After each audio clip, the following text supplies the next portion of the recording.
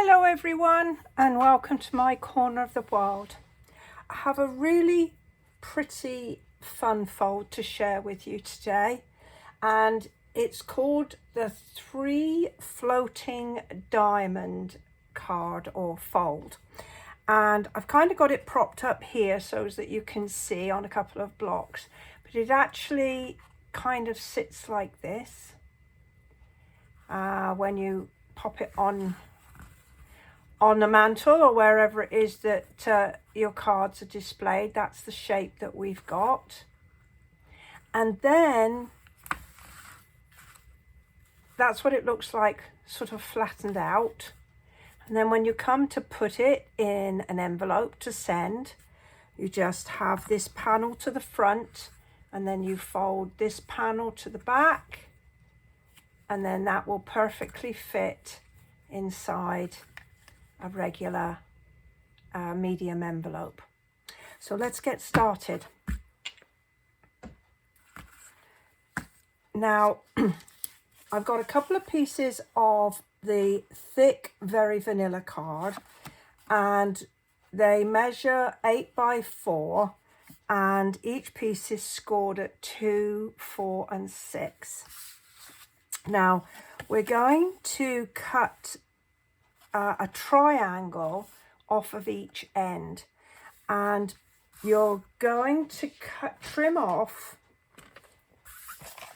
so that it goes from the center point here to the first score line on each side.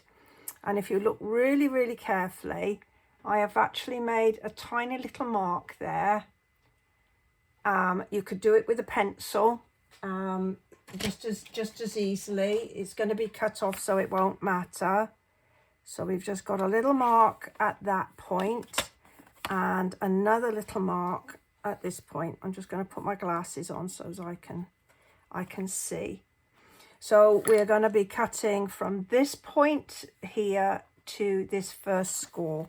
So we're just going to line up the cutting tool, my trimmer, and I'm going to put the mark here on the cutting groove, and I'm going to swing this round until my first fold is over the cutting groove as well. And then we're just going to flip it round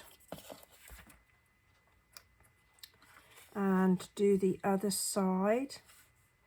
And I found that if you line that edge up on a straight line, that will actually give a straight line, and then move it along, you should find that that score line there is actually lined up. So you need to be quite accurate with this particular this cut, because we're going to be building the rest of the card on it.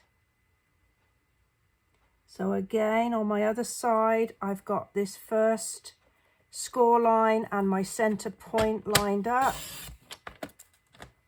and I'm just going to switch it round, and if I line up on that line there and have my little mark over the cutting groove, then my other groove is over there.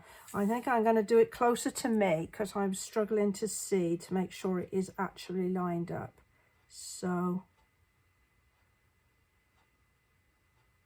there. Oh, I moved it. Careless. All right, so there we've got our 4 corners off. So you're going to do that to both pieces of card. I did the first one because I didn't want to spend, you seeing it repeated 8 times, but I've done the first one, and then we're going to put in our folds. And you really want to put the folds in very firmly, because that's what's going to help us when we start putting the card together. So those are the 2 in pointy bits, and then this piece in the middle we're going to fold in as well. So we end up with 2 pieces like that. Now the next thing we're going to do is we're going to actually attach these pieces like this. So they're actually going to go side by side, and these pieces are going to have a piece put on top. So we got a piece here. Now let me just check that. That should be 2 13/16 by 2 13/16. Now I know I can hear you groaning, 13/16, Cindy, please. But again, if you use your Stampin' Up! Paper trimmer, all the marks are here. You'll be able to line those up and cut those pieces really accurately. So the first thing we're going to do is we're going to take some adhesive. Now I would strongly recommend you use liquid adhesive.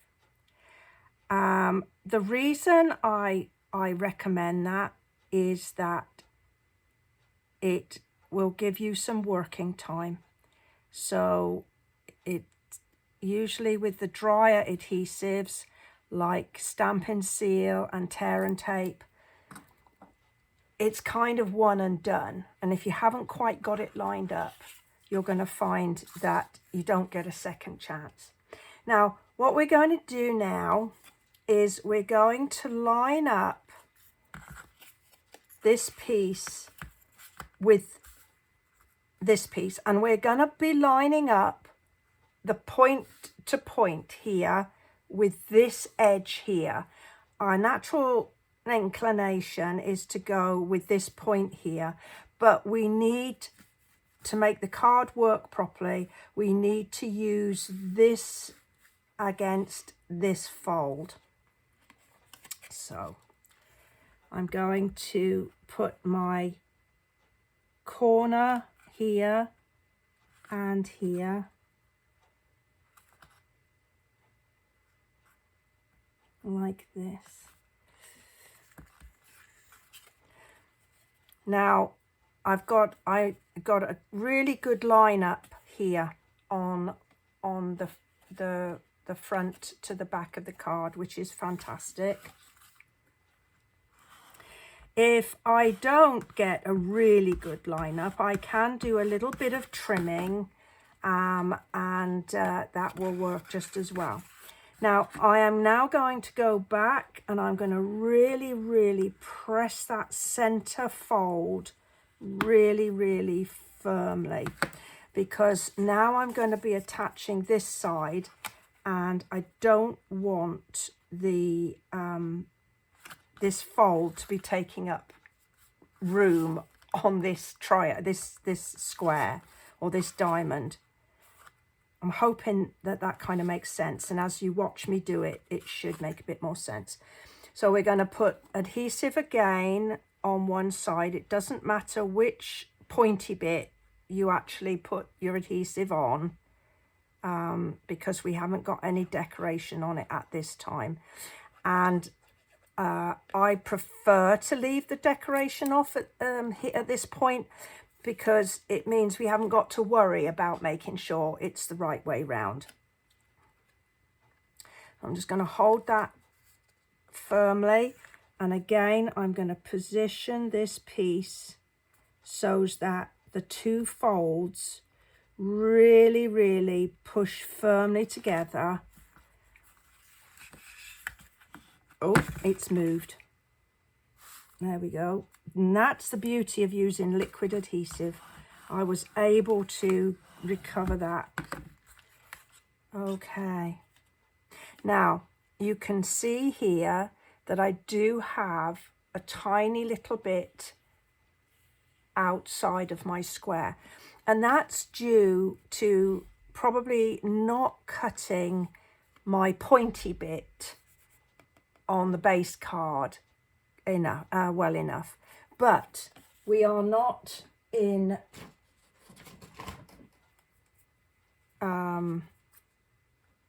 gonna stress about that. All I'm gonna do is to just gently trim that away.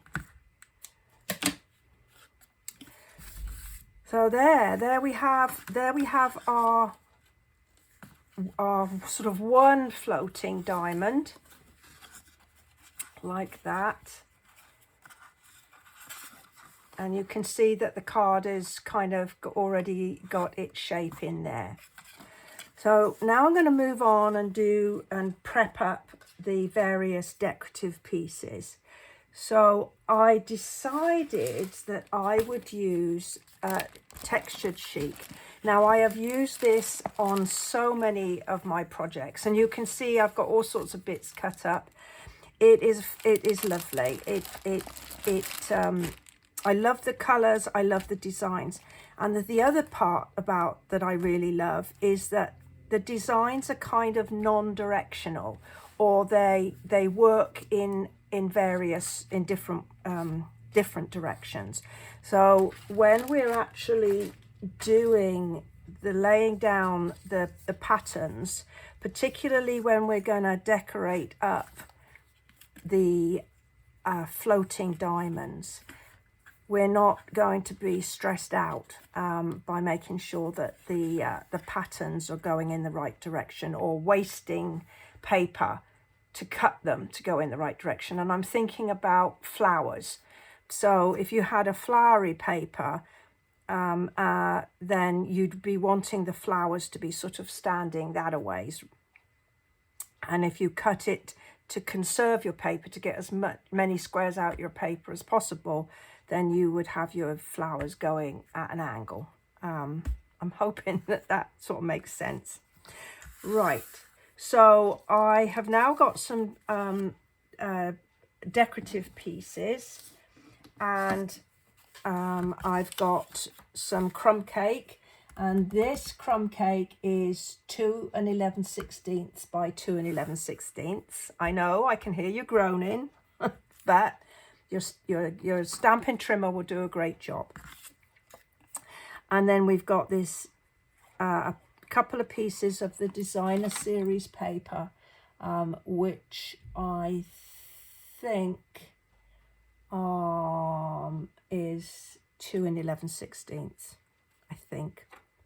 But not to worry, because if you look below this video, you will see a link here to my blog post, and it will take you exactly to that blog post, and I will list all the dimensions for you there. So those are my pieces of decorative paper. Now, I know this design of card, there's several people out there that have created this card. Some of them are quite sort of large cards. And as I've explained in the past, here in the US, we tend to make the 5.5 by 4 1/4 cards rather than the larger ones, because the postage is so expensive if you make a non-standard, if you want to mail a non-standard card. So that's why I do it, that I made the smaller version. Now, as for my panels, I'm going to add some Designer Series paper and some cardstock. Now this is soft succulent, and I ran it through my cut and emboss machine with the Time Worn type embossing folder. And this is lovely. It's kind of got typing on it, but then it's kind of got some grainy stuff, as though the as though the type has sort of been rubbed away or worn away. And it gives a really nice subtle effect for your card. So we're going to start by tucking in these two pieces of embossed card. So I'm just going to line this up. I've allowed a small margin around each piece. As I say, all of that information will be on my blog. Okay, so I'm going to tuck this one here.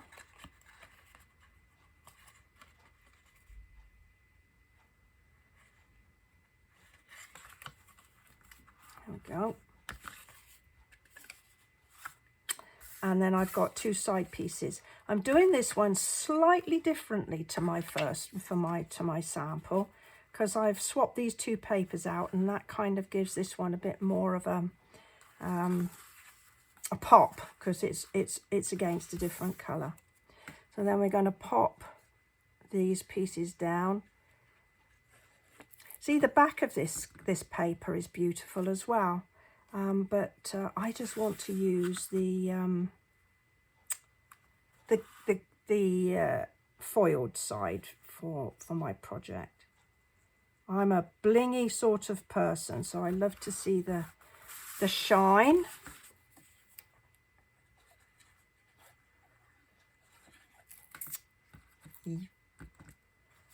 And under here, that one there. You see what I mean about using the liquid adhesive? I've been able to just sort of place that down and literally just sort of smoosh it around until it's in the right place. Now I've got two more pieces of square thick cardstock. It's the same size as the middle. And what I'm going to do is I'm going to attach these here. So basically it's going to go on the back of the card like that. So this time I'm going to put the adhesive on the pointy side. And just make sure it's going to be the right way round, because I want it to go in. It's going to go like that. So I'm just going to line it up.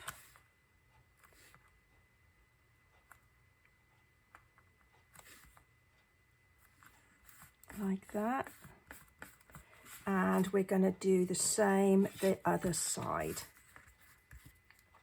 See, I've still got a bit of my pencil mark there from when I cut it, but it doesn't matter. I could either use an eraser to get rid of that, or I can just cover it up just like I'm doing now. Now, I did something daft there. I put adhesive on the entire piece, and now I need to lose it, and it just shows you that these things happen to all of us. So I'm going to scrape this off with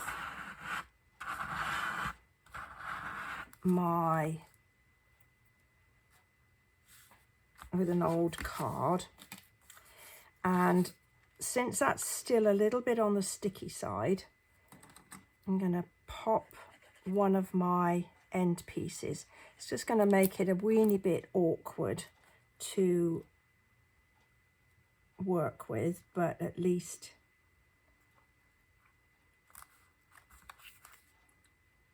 there.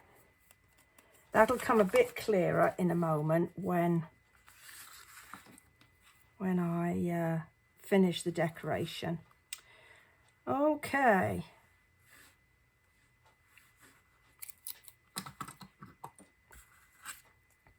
So again, I'm just going to line up. And can you see, because this paper has kind of got lines in one direction, lines in the other, I don't have to worry about making sure that my card direction is in the right place. Oops, I moved it again. There we go. Oh!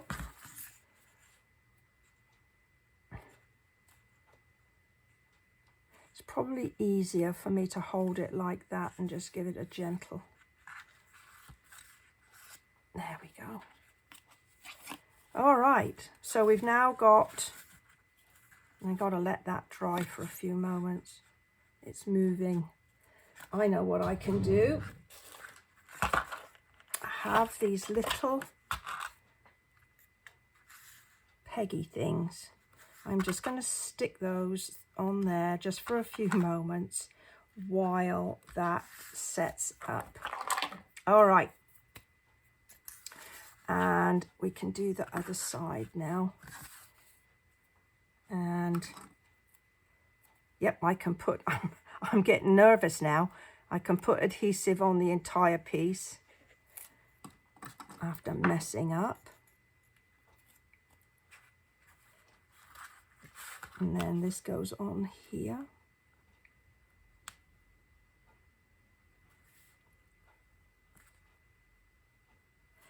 See, this one isn't going to be quite so, this one was moving off of the pointy piece here because this extra card and paper was making it a weeny bit heavy before the glue had set up.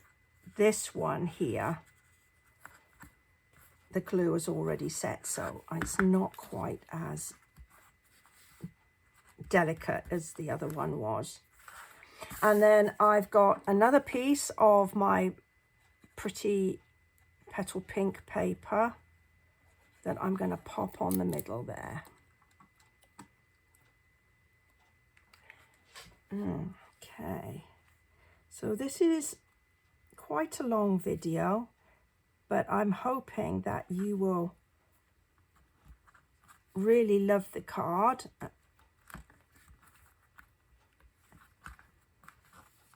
And I certainly appreciate you hanging in with me. Right.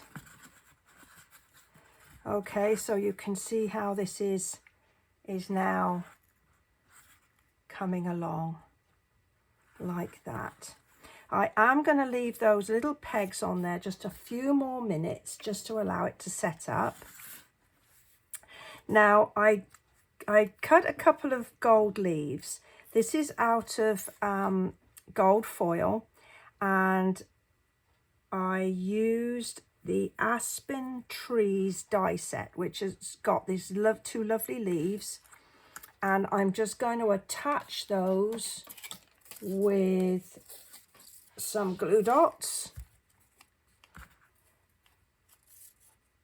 So I'm going to pop one on one panel, end panel, just to give it some interest. So we're going to pop that there. And then the other one I'm going to put at the bottom to kind of just balance it out, really. Right, let's move that out of the way.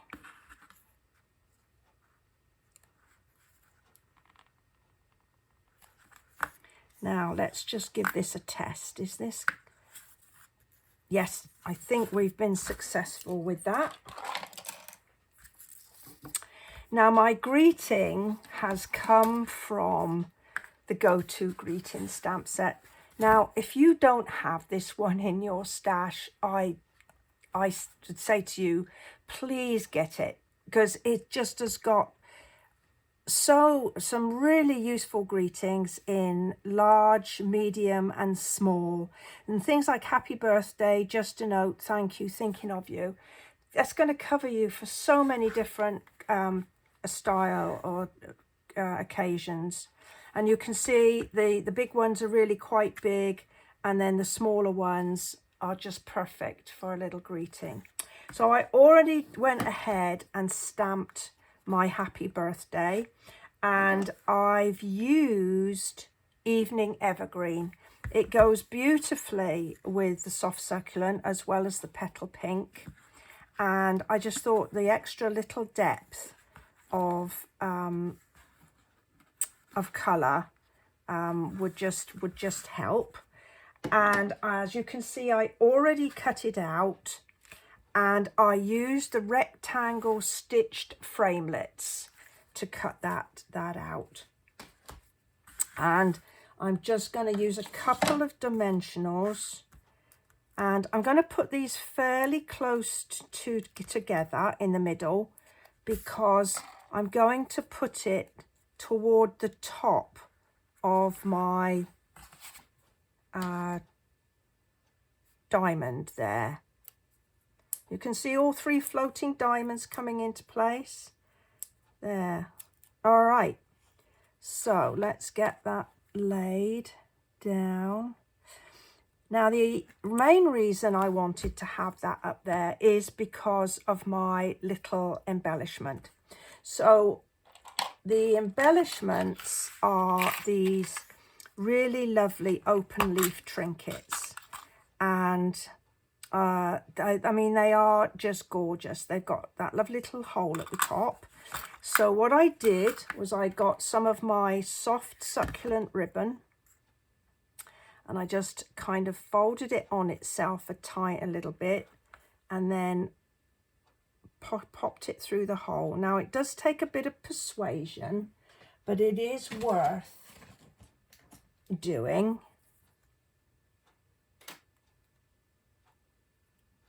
It mashes up the tip of the ribbon, but we can always just trim that little bit away.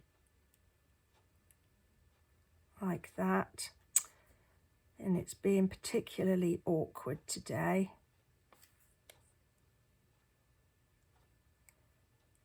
And I did my other one. It went through sweet as a nut. I tell you what we're going to do.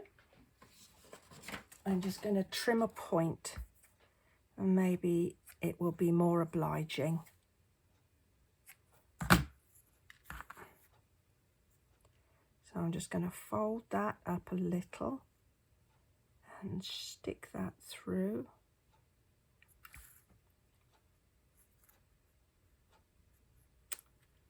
Okay.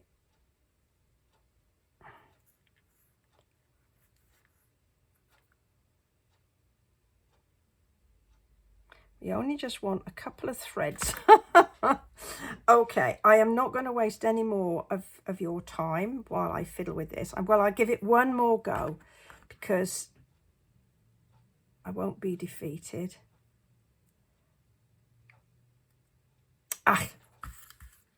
Anyway, all I did was thread it through and to just tie a little bow. Now, if you don't want to go to that trouble, you can just tie a bow and then attach your bow, and then just put a little glue dot underneath and attach your little charm underneath that. So I'm going to use glue dots for this bit. Now, as you can imagine, the charm, relatively speaking, is quite heavy. So I'm going to make sure that I've got several glue dots on to make sure that it doesn't fall off. And now they're sticking to me like glue, which I suppose is a good thing. And there we go.